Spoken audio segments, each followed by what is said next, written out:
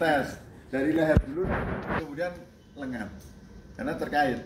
Nah, kita telusuri dari gerak menunduk, karena di situ ada nyeri saat menunduk. Kita cek menunduk coba. Mulai nyeri segini, misalnya belum, segini belum. Oh, nah, coba berusaha dagunya tempelkan ke cekungan di dada misalnya. Nah, dia sakit sekali, ini sudah sakit. Nah, kita harus hati-hati. Jangan nunduk ya Bu. Anda tidak memperhatikan syarat itu, kalau geser sedikit saja swakitnya luar biasa. Jadi kita harus melakukannya dengan gentle, pelan-pelan, mulai derajat sakitnya ketika nunduk seberapa gitu. Nah, kan ini dalam rangka apa? Memastikan apa yang dikeluhkan itu kita cross check dengan tes gerak aktif dulu. Coba sekarang naik Mbak, naik ya, naik dulu terus. Sakit enggak di sini? Belum Pak. Belum, lagi naik maksimal sampai occipitalis hampir menyentuh sini ya, prosesus prominent. Sakit? Nah, sakit. Oke, kembali pelan-pelan. Jadi ketika memeriksa leher kita harus hati-hati ya. Ini baru bidang sakitan. Nah, sekarang noleh ke kanan. Ya, terus. Nah, kalau bisa sampai dagu pipi ini atau bidang ini mendekati akromion. Dagu mendekati akromion maksimal ya. Ada sakit, di sini sakit. Nah, misalnya ini sudah maksimal. Nah, kemudian kembali pelan-pelan. Nah, sekarang ke kiri ganti. Terus. Kembali. Nah, di saat ke kanan dan ke kiri tadi lebih leluasa mana rasanya? Ke kiri. Ke kiri. Nah, ke kiri berarti ada problem di kanan. Nah, ke kanannya nih, di sini ada sternocleidomastoideus. Kalau ini spasme, maka ketika dia bergerak ke kanan, ya ini ke kanan nih. Ini kemungkinan kalau ini tidak rileks, sudah ada pemendikan di sebelah kanan, itu akan menghambat keleluasaan gerak untuk noleh ke kanan. Tapi kalau yang ke kiri yang lebih terhambat, berarti sternocleidomastoideus yang kiri ini yang mengalami pemendikan atau spasme. Kalau ke kiri lebih leluasa ya. Iya Pak. Ya, kanan. Nah, ke kanan itu yang ini. Yang kalau noleh ke kanan, sebetulnya yang narik adalah kiri, tapi yang terulur yang kanan. Ketika yang kanan ini spasme, terulurnya tidak maksimal, maka mengalami gangguan keterbatasan. Nah, oke, ini menjadi catatan kita, ada spasme atau ketegangan pada sternocleidomastoideus yang kanan. Dah catatan satu. Gitu. Nanti kita pastikan dengan palpasi. Nah, ini gerak baru gerak. Nah, sekarang ganti ke sini, Pak. Nah, ini kalau orang istilahnya di situ buku patahkan gitu ya. Patahkan leher ke kiri, patahkan leher ke kanan. Nah, kalau ini kan noleh, ini dipatah. Side leg itu patah. Miringkan. Nah, lebih leluasa yang mana? Kalau ke sini. Nah, ke kiri lebih leluasa dibanding ke kanan. Ya, nah, catat lagi. Ketika side fleksi, gerakan ke kanan lebih terbatas atau kurang leluasa. Nah, ini fleksi, ekstensi, side fleksi kanan kiri itu bidang frontal, noleh itu bidang rotasi. Terus gerakan apa lagi? Sudah ya? Rotasi, bidang vertikal, udah fleksi. Nah, sudah tiga derajat kebebasan gerak ini namanya. Sudah. Bidang geraknya ada 3 kan? Iya. Fleksi, frontal.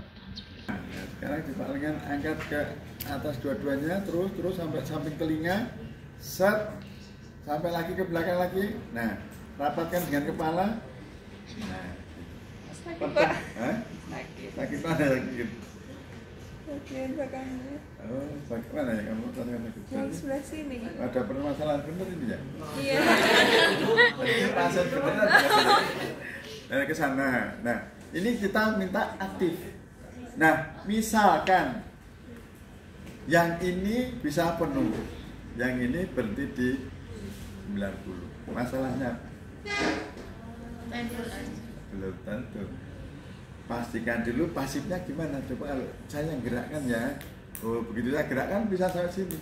Tapi ketika dia gerakkan sendiri kok nggak sampai penuh. Problemnya otot apa?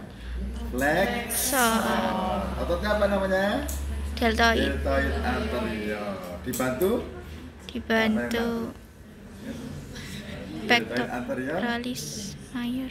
Deltoid middle dan deltoid posteriornya melakukan pengontrolan sehingga gerakannya bisa gerakan koordinasinya bagus.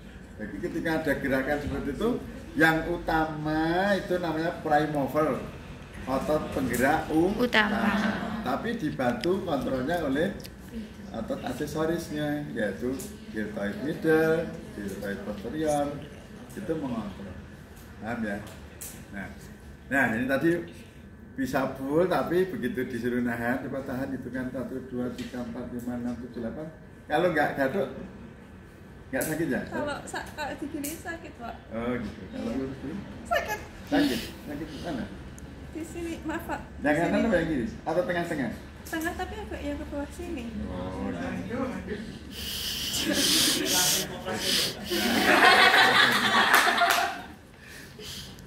penting. Ini, Pak. Ya. Sperling. Penting ya. Nggak apa-apa. Siapa tahu nanti terus lega terus mari. Santai.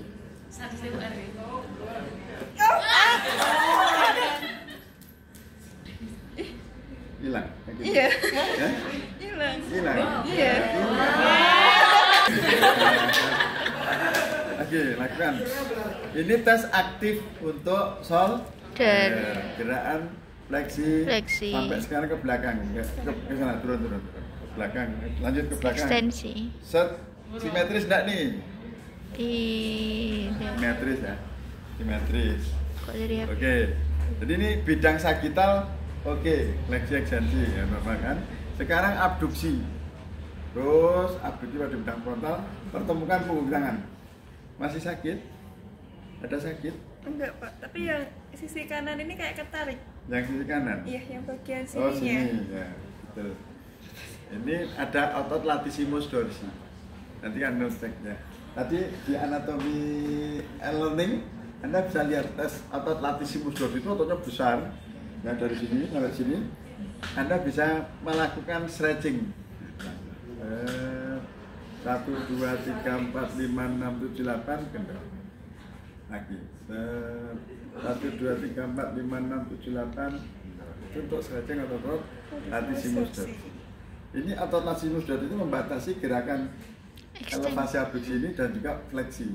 Nah kalau otot itu dia spasme, nggak mungkin ini bisa gerakan leluasa sampai ke atas. Berarti ada problemnya. Ini untuk fleksi, ekstensi, oke, masih ada sedikit masalah tapi sudah beres. Terus abduksi. Nah, kalau adduksi itu ada adduksi yang in front of the body gini. Adduksi di depan tubuh. Tapi ada yang mengatakan gerakan adduksi itu tidak ada untuk shoulder. Iya. Ya. Nolnya ya begini. Abduksi 0, abduksi 180 derajat. Adduksinya 0. Tapi kenyataannya kan ada gerakan adduksi di depan tubuh. Ya. Ya toh? Kanan kiri ada. Kalau nggak ada gerakan ini bisa nyapu sampai ke sini. Nah, secara fungsional ada. Gerakan bisa nyapu melewati depan tubuh kanan kiri. Ya. Nah, itu. Kalau LGS Bu Yani ngajari ukur adduksi horizontal, adduksi bidang frontal gimana? Nol kan? Adduksi nggak ada. Padahal kenyataannya ada. Kalau di ISOM, nah di sini saya tambah aja. Di ISOM itu namanya ini adalah adduksi in front di depan tubuh ya, in front of the body. Istilahnya, paham ya? Terus abduksi horizontal ada, adduksi horizontal juga ada. Ini posisinya santai. Ini kita tes untuk otot apa? Deltoid anterior. Terus ke sana kebalikannya deltoid Posterior. Ya. Ini bidang Horizontal. Transversal. Ada sakit di sini? Yang kiri, Pak. Yang kiri, yang sebelah. Sini. Oh, bukan di depan tapi di belakang. Iya. Atau diakromiannya ini? Di sini. Oh, di belakang. Ya. Di belakang ada apa? Supraspinatus, Ada infraspinatus. supra, ada infra. Nah, kalau begini sakit di belakang. Ya. Kalau ke depan abduksi horizontal ini ada sakit? Tidak, Pak. Tidak. Nah, ini kita catatan. Oh, gerakan abduksi horizontal ada masalah. Yang kiri, yang kanan ada enggak? Sakit, Pak. Oh, sakit. juga. Kalau sakitnya di depan itu berarti pectoralis yang terulur, tendon pectoralis. Tapi kalau sakitnya di belakang itu bisa karena supraspinatusnya, ya. Ini sakit segini sakit? Enggak tuh, Pak. Enggak. Coba. Kalau gini? Iya. Baru sakit. Sini sakitnya. Oh, ini trapezius upper. Trapezius upper. Oh, yang di Gampang ini. Kalau ini hanya karena spasme trapezius, Anda relax ya. Tekan di titik nyerinya. Ini sakit banget. Sakit, Pak. Nah, betul. Ini ada gerakan gini aja. Rilis ini. Ditekan sambil digerak-gerakkan gini. Pak, tapi sakit, Pak. Ya, sakit tapi lama-lama hilang. Nah, ini ya ditekan titik trigger poinnya. Ya, ditekan sambil ini digerak-gerakkan. Itu nanti rilis. Nah, satunya juga biasanya simetris. Ya. Tapi ini muskuloskeletanya, bukan persendiannya. Persendiannya kan, jadi ini ditekan, ya, tekannya bisa pakai ini jari tengah ataupun dari ibu jari begini. Relax ya, relax. Nah, ini sakitnya. Pas nggak? Sakitnya pas nggak ini? Agak kurang ke atas. Kurang ke atas. Nah, ini upper trapezius namanya. Ini ya. Iya, Nah, tekan, gerakkan. Nah, ini nanti bisa rilis terus enak. 20 kali. Ini glek-glek begini ada terjadi thought bend. Nanti kamu cari thought bend. Sebetulnya capek yang berlebihan terus tidak dirilis. Aduh, Pak, sakit. Sakit tapi terus enak nanti. Nah, jadi saya kalau nangani pasien sambil baring, saya tekan, saya gerak-gerakkan ini rilis. Kalau nyerinya di tengkuk tadi, ditekan sini terus gerakannya sambil naik turun di tempat tidur. Kalau hanya di US kemudian ini kurang, disempurnakan dengan manual. Yang dicari pasien adalah yang manual itu. Ya, jadi kadang kalau alat mungkin semua melakukan, seterapis dimanapun mungkin habis dipanasi di US itu melakukan, tapi manual ini yang belum tentu semuanya melakukan. Ini keras banget. Iya. Ya. Oke, ini dalam rangka menemukan apa tadi? CRS. Di mana? Oh, Mencocokkan keluhannya itu dengan kenyataannya. Jadi ada itu hasil anamnesisnya subjektif, kemudian kita lakukan pemeriksaan dengan objektif. terus yang ekstra ini untuk mengobjektifkan keluhannya itu benar apa enggak. Paham ya? Jadi bisa terapi kalau teliti bisa menemukan masalahnya terus diterapi dengan tepat, pasiennya sembuh gitu, seneng rasanya. Dalam orang seneng. Ya. Sudah, kemudian abduksi horizontal tadi ketemu ada sakit. Oh, sakitnya ternyata dari trapezius. Nah, kalau side flex gini tadi sakit, kemungkinan otot-otot skaleni dari sisi lateral kanan kiri dari leher. Tapi ini di belakang, berarti upper trapezius. Upper trapezius nanti dilihat di tadi anatomi learning di muskel gitu ya, muskel ada. Jadi kencang banget. Nah, kalau dirilis gini enak banget. Nah, rilis untuk otot upper trapezius, maaf ya. Baik, Pak. Nah, ini tekan saya gini. Oh, yang kayak Pak Bambang. Pernah diajari gini? Belum. Mbak, Nggak ada saat di klub muskel. stretching waktu sebelum renang kayak gitu, Pak. Oh, ya itu harus kan? Diajari enggak? Belum, Pak. Ya, myofascial release itu efektif banget. Itu ya. Ini untuk pasif, aktif, pasif. Terus kalau melawan tahanan, misalkan tadi untuk supraspinatus yang kita curigai ada masalah, maka posisinya duduk begini, ini stabilisasi pegang tempat duduknya. Kemudian kita stabilisasi di sini, pasien untuk misalnya kita curiga untuk abduksi ini kan ada supraspinatus dan deltoid pars middle ini. ya pars Nah, gitu acromion. ya. Maka ketika kita ini dipendekkan, bukan dari sini, nahannya bukan dari sini, tapi di level lengan bawah, di sisi lengan atas sisi distal, ujung proksimal, ujung distal dari lengan yang bergerak. Stabilisasi di sini. Nah, dari bawah kita angkat pelan-pelan, terus sampai 90 derajat. Tahan ya. Tahan, ada sakit. Nah. Tidak.